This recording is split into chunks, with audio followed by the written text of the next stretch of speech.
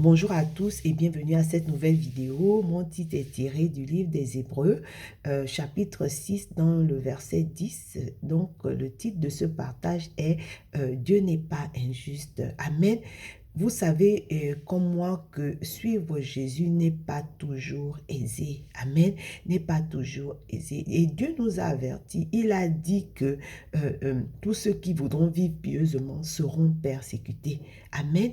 Il nous a dit que dans le monde, vous aurez des tribulations, mais prenez courage, j'ai vaincu le monde. Amen.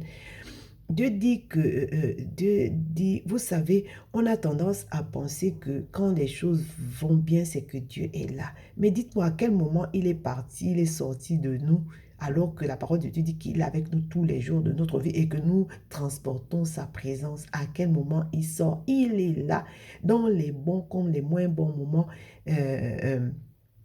Il est avec nous et il a dit qu'il ne nous abandonnera jamais. Il est présent. Alors vraiment, efforçons-nous d'en être conscients afin de ne pas laisser le diable venir nous voler en fait notre joie. Amen. Ok, on est dans le même, c'est-à-dire on n'est pas sorti du thème qu'on développe depuis un moment, c'est-à-dire être témoin, être les témoins que Dieu a prévu que nous soyons. Pendant un bon moment, nous allons nous y attarder parce que c'est la raison pour laquelle nous sommes ici sur la terre. Amen. Amen. Le diable est le père du mensonge et on n'ignore pas ses desseins. La parole de Dieu dit qu'il vient pour voler, égorger et détruire. C'est ça son agenda. Par contre, Dieu est venu pour que nous ayons la vie et que nous l'ayons en abondance. Amen. Donc, ce qu'il va faire, c'est-à-dire que il va pour nous, étant donné que si nous ne sommes pas conscients de cela, il va nous amener à fuir la souffrance, la douleur. Il viendra nous faire des propositions alléchantes à travers des proches, c'est-à-dire des parents, des frères et des sœurs, même en Christ, ceux-là qui sont des religieux, qui ne sont pas des chrétiens affermis. Amen. Pour vraiment... comment dire, et si nous les acceptons, nous allons tout droit à notre perte, à notre mort, c'est-à-dire d'abord la mort spirituelle, et puis notre destination va désormais être l'enfer. Donc, soyons conscients et vraiment que on est des témoins, on n'est pas là, on est des passagers, des pèlerins sur la terre, on n'est pas ici pour accomplir notre agenda à nous, et on doit être conscient que Dieu est permanemment avec nous. Amen. Amen. Acte 1.8 dit, mais vous recevez une puissance, le Saint-Esprit, survenant sur vous et vous serez mes témoins à Jérusalem, dans la Judée, dans la Samarie, jusqu'aux extrémités de la terre. C'est le but pour lequel nous sommes là et c'est pour cela, pendant un temps, nous allons nous y attarder. Amen. On va ramener le fait d'être témoin dans nos réalités quotidiennes. Amen. À l'exemple, on va prendre ici, on va s'appuyer dans ce passage sur le livre de Daniel, notamment au chapitre 3, dans les versets 16 à 18 et les versets 28 à 29. Amen. Véritablement, quand on écoute, il s'agit en fait, pour faire une introduction, c'est-à-dire ce sont des Hébreux qui ont été emmenés en captivité à Babylone et qui ont refusé de se conformer aux us et coutumes de là où ils étaient. Ils sont restés fidèles au Dieu qu'ils adorent, à leur Dieu. Amen. Ils ont refusé de se compromettre. Amen. Donc, on va lire Daniel 3 dans les versets 16 à 18. On va y aller.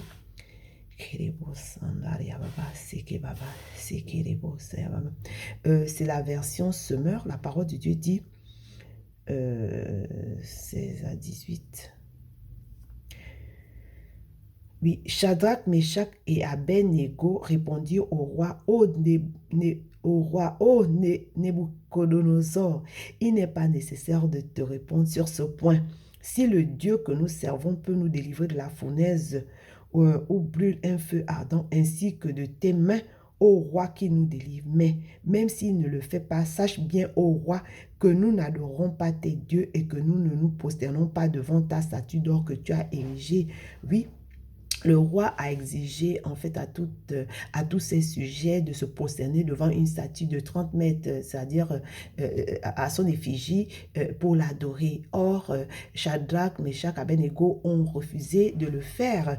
Et ce que moi j'aime dans ces versets, c'est que vraiment, ils disent il n'est pas nécessaire de répondre à ce point. En fait, ça me fait penser, j'ai écouté une prédication où il était dit qu'il y a des moments comme ça, il ne faut pas répondre au diable, quoi. Il ne faut vraiment pas répondre au diable.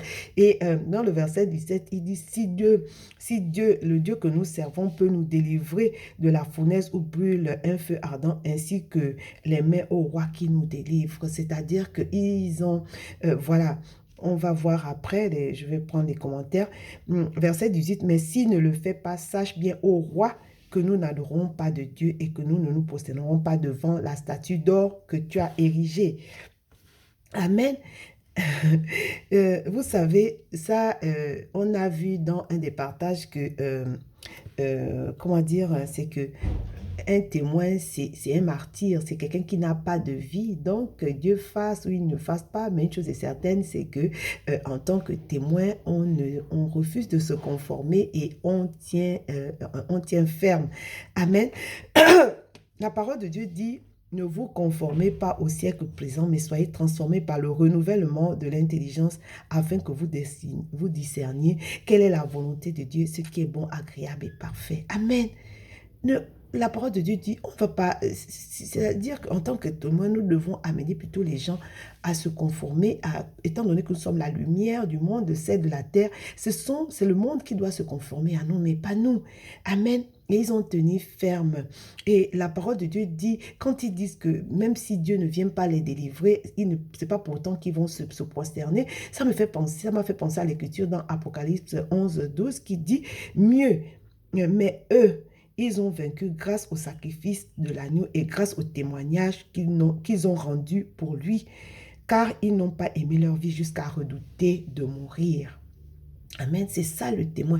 Je vous disais que si Dieu, pour ceux qui me concernent, et c'est normalement pour tous en tant qu'enfants de Dieu, que vraiment, que Dieu m'accorde la grâce d'être véritablement le témoin qui veut que je sois, la femme qui veut que je sois, sinon qui prenne ma vie, parce que honnêtement, ça aurait servi à quoi de vivre dans ce monde et puis d'avoir pour résultat aller en enfer, jouir un peu, voilà, jouir du monde et terminer en enfer. Vraiment que Dieu m'accorde cette grâce et je prie que ça soit votre partage dans le nom de Jésus.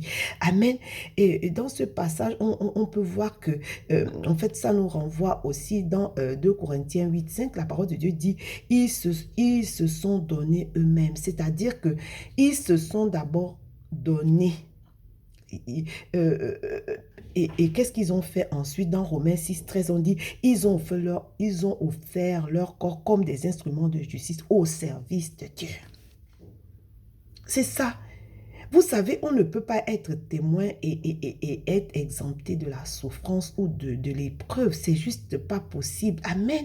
Après, vous avez le choix. Moi, je ne sais pas pour vous, mais là où je viens, oh là, le désir de mon cœur, c'est de ne pas repartir sans lui. Ça, c'est sûr. Ça, c'est sûr, non. Et donc, il dit, ils ont offert leur corps, ils se sont d'abord donnés eux-mêmes dans 2 Corinthiens 8, 5. Et dans Romains 6, 13, on dit, ils ont offert leur corps comme des instruments de justice au service de Dieu. C'est ce que Dieu demande que nous fassions. Amen. Amen. Ils ont refusé, on voit ça dans Exode 20, 4 à 5, ils ont refusé comment dire, de se prosterner devant quelqu'un d'autre que Dieu, devant des objets, devant des personnes. Amen. Ils ont refusé jusqu'au bout, ils ont tenu ferme. C'est ce à quoi Dieu nous appelle. Amen.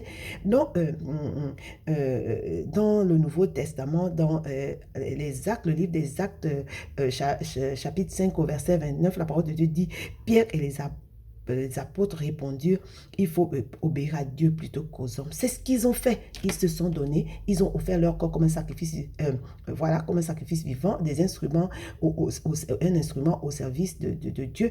Et ils ont choisi d'obéir à Dieu plutôt qu'aux hommes. Amen. Ce n'est pas facile, je vous assure, ce n'est pas facile. Hein. On choisirait plutôt la facilité et puis, voilà. Mais pour combien de temps? Pour combien de temps? Amen. Ok. Vous savez, Dieu, on peut se confier à la justice des hommes. On peut se confier à la justice des hommes dans notre situation. Mais oui, puisque la parole de Dieu dit que c'est lui qui a établi les magistrats. Mais à la vérité, euh, s'attendre à Dieu qui est... voilà, la justice des hommes est imparfaite. La justice des hommes est imparfaite. Par contre, la justice de Dieu est parfaite. Elle donne, en fait, on donne l'occasion. Lorsqu'on se... Tu peux aller à la justice, hein, tu peux compter sur les hommes. Voilà, Dieu a établi les... C'est lui qui a établi les autorités, c'est lui, voilà. Après, moi, j'ai choisi comment dire, de m'attendre à lui parce que sa justice est parfaite. Et lorsqu'on se confie en lui, quand on regarde les témoignages des personnes qui nous ont précédés, ou même on a des témoins, comment dire, dans notre entourage, on peut voir, par exemple, moi je pense à la prédicatrice Joyce Meyer. On voit d'où elle est sortie, comment où elle est passée et tout le reste. Et lorsqu'elle a fait confiance au Seigneur, comment le Seigneur a fait éclater sa gloire jusqu'à présent. Je nous ai toujours dit que ce n'est pas, il faut regarder au-delà de nous. Hein. Il y a plus que de nous. Amen. Amen. S'attendre à la justice, elle donne, voilà. Il va nous, qu'est-ce que Dieu va faire alors qu'on s'attend à lui? Il va nous promouvoir et amener nos détracteurs et nos bourreaux à réaliser que, à le reconnaître lui seul comme l'unique, le seul vrai Dieu. Amen. Et ça, on peut voir dans Daniel 3, Daniel 3, 28 à 29. On va lire. Daniel 3, 28 à 29. Alors Nabuchodonosor, je vais y arriver, s'écria, loué soit le Dieu de Shadrach, de Meshach, et d'Abed-Nego, qui a envoyé son ange pour délivrer ses serviteurs qui se sont confiés en lui et qui ont désobéi à mon ordre.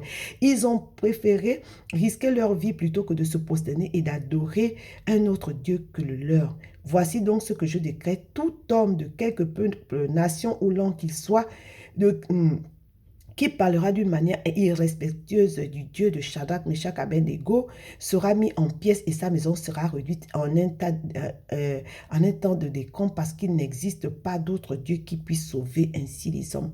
Moi, je veux vraiment arriver là, que Dieu m'accorde la grâce et je le dis aussi pour vous. Amen. Avec que mes bourreaux, mes détracteurs, parce que la volonté de Dieu, c'est que les hommes soient sauvés et parviennent à la connaissance de la vérité. Alors, j'aurais gagné et Dieu aura gagné là-dedans.